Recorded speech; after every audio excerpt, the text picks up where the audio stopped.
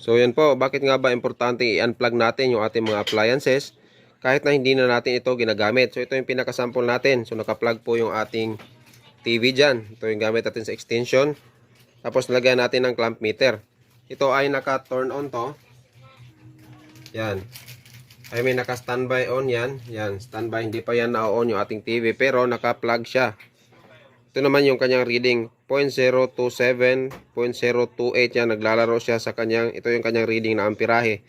Ngayon, pag i-on natin yan, magbabago to, siyempre tataas yung ating reading. Yan. Ito na yung magiging reading niya, 0.144.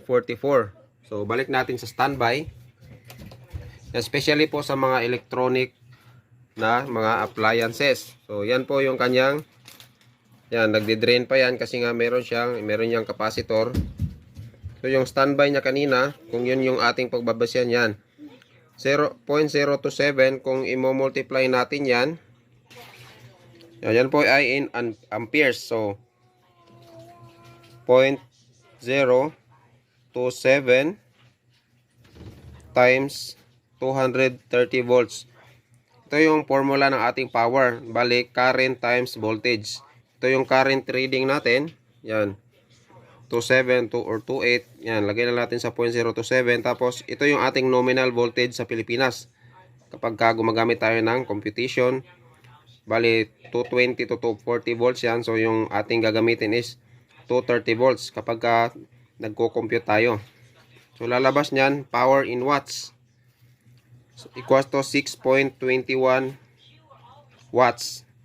So, yan po magiging konsumo niya per hour.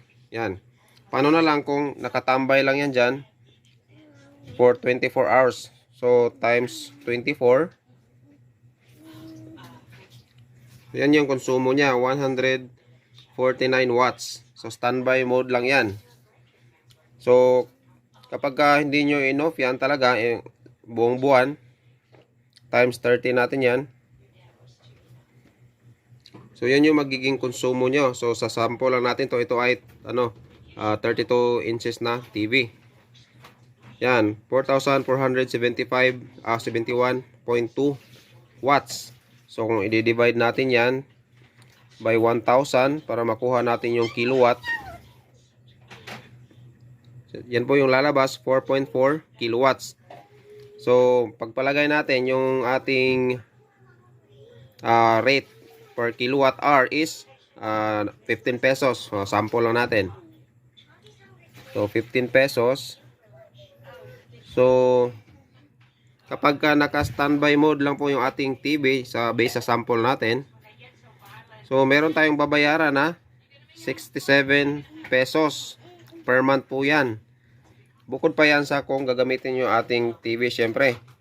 So, napaka-importante na i-unplug yung ating mga appliances. Lalo na yung mga electronics.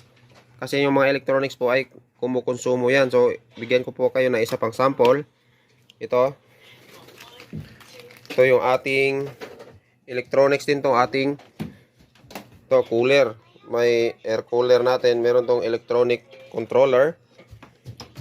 Kaya tingnan natin. Yan, zero yan, walang load. Lagay natin to. So in standby mode pa yan. Yan, meron na siyang 0.66 amperes. So gagamitin nyo lang yung formula na gamitan kanina at yun yung magiging konsumo nyo kapag hindi nyo in-unplug yung ating mga appliances, especially mga electronics like mga chargers. Ganyan. Siyempre, pag on natin yan is tataas yung ating amperahe. At pagka off nyo, kahit hindi yan naka-on, yan, meron talaga yung reading. So yan, sana po ay meron kayong natutunan kahit papaano sa ating na-share. Be safety po tayo palagi. Salamat po sa panonood.